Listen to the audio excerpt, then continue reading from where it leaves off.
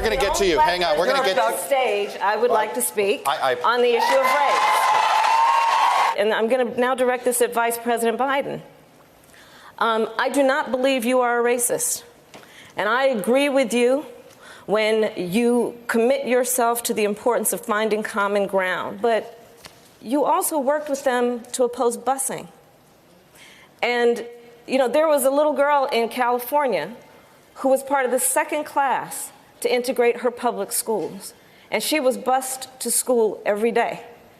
And that little girl was me. So I will tell you that on this subject, it cannot be an intellectual debate among Democrats. We have to take it seriously.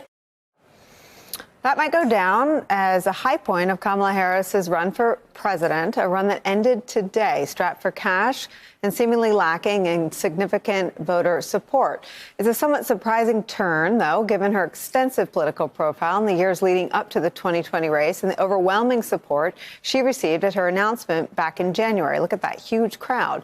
But cracks in the foundation of her campaign weren't hard to miss, especially in recent weeks. There were concerns about fundraising, questions about her ideological place in the field, and reports from inside her team about a chaotic campaign environment.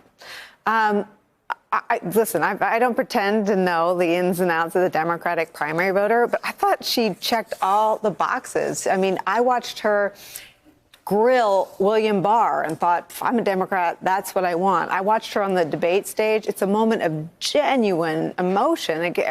What happened? Well, first of all, I think she ran a great race. I think she's a great candidate. And I think that you can't say she ran a great race. Well, I mean, I can, and I did say it. She ran a great race. And I'll say it again. She ran a great race. She wouldn't be in this position. She ran a great race, but she's dealing in an environment where you have, for the first time, these kinds of rules that are different. I ran in 04. You didn't have these rules. When you have people like Tom Steyer. What rules? What rules, Rev? A certain amount of money, a certain amount of polling to be in the debates. And when you have a Steyer who is fine, who's raised great issues, but who has never, this woman is a U.S. Senator, was Attorney General of the state, and was a district attorney. Steyer could come in and buy commercials and up his polling.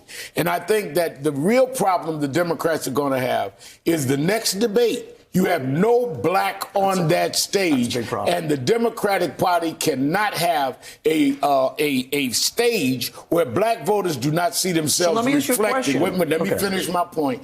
Where they don't see themselves reflected and expect we're going to come out and vote in big numbers. You must have black turnout, but we don't turn up in the debate. But there's something that is wrong with that, and some of us are not going to be quiet about it. You shouldn't be quiet, but why did Cory Booker and Kamala Harris, why were they rating so poorly with African-American voters? But you have to go into polling, you have to go into media. There's a lot of reasons that you can come in with that. Many times, do you know the polling that Barack Obama had among black voters? Yeah. And he ended up, when they started voting, he proved the polls wrong. And I think we've got to give credit to where credit is due. They ran despite that. And Cory Booker still could qualify if the polls change. But I think Kamala Harris, you think she grilled Barr, you wait till they get to the U.S. Senate if there's a trial. Well, I think that you've not heard the last of Kamala Harris. Rev, I mean, you're on this show all the time. I don't often hear you sound this angry. Was she treated badly by the DNC? Was she treated badly by the press? I mean, just I think she was definitely treated badly by the press. I mean, I've never seen a candidate taken apart the way she was in the last several days. Yes, there were organizational problems. Yes, there were financial problems. But you have people on that debate stage who has no organization at all. Well, let me just say, and the press is not writing about it. The opponent is Donald Trump, who's literally home alone, talking to Rudy. And himself. I mean, he is a guy that walks around talking on Twitter all night. And I think, again, what a lot of assessment has to be made is how the media dealt with it. We have to look at the rules. But the bottom line, I think the general concern that I think Donny and I share is that what are you going to say? I just did my 3-hour radio show. What are you going to say to black voters when they look at that stage and nobody like them is there? The Democratic Party is going to have to look at that and deal with that, because that's a problem. But I think that's the problem. I mean, that's the symptom of the problem, that nobody's there. What we have to look at is why we had two, to your point, of the most experienced candidates, Cory Booker and Kamala Harris, who blow a lot of these other people away as far as their credentials, yet we're not connecting. That's what we have to look at. Can I offer that black people are no different than white people, and that they just are scared and they wanted to go with the person they think was the most electable, full stop. And I'm also going to be Switzerland here, okay? And I think you're both right. Kamala ran a great campaign. Kamala Harris ran a great campaign in that she was such an engaging candidate. I've covered a number of presidential candidates. She is genuine. She is warm. I love a person. She's sparkling. She connects with people. I talked with one of her top supporters right before we came in here, and this person said she lost her sister, and the first person to call her was Kamala Harris. She's the real deal in that sense. But there were some real problems in terms of the leadership decisions. She had the same people who ran her California campaign running her national campaign, and there was a lot of disarray there. There were some decisions made that maybe weren't the best, and that if you're struggling financially, don't get rid of 5 people on your finance team. There were some big strategic errors.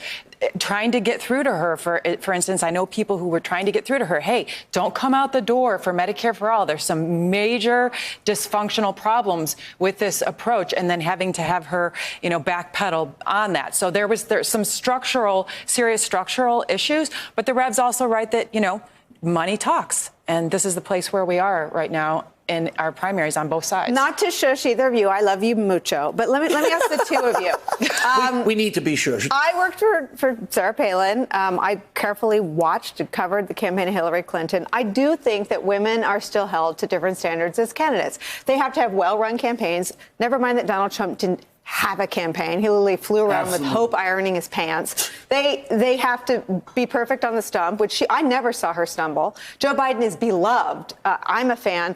He's never perfect on the stump. I mean, I do think there is a gender piece here that we still suck at talking about. No, you're right, and I don't mean to cut you off. You're right. Women are held She told the guys to shut up, all right? We need to shut up. I need to say this, though. You women are held to a different standard, and black women especially held to a different standard. I agree. And black women, though, by the way, voted for Trump in the lowest numbers. So they can say they told us so. Well, my big complaint with Kamala Harris's campaign was I didn't really understand what the message was, what was driving her. She came out of the gate and was so fantastic in that huge rally. It was so well executed and orchestrated. She looked like someone who was really going to have a top flight campaign.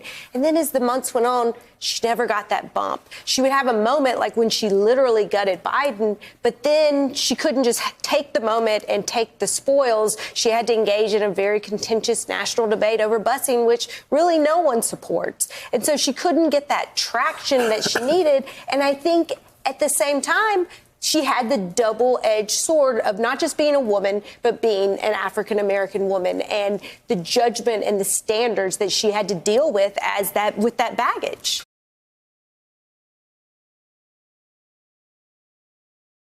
Hey there, I'm Chris Hayes from MSNBC. Thanks for watching MSNBC on YouTube. If you want to keep up to date with the videos we're putting out, you can click subscribe just below me, or click over on this list to see lots of other great videos.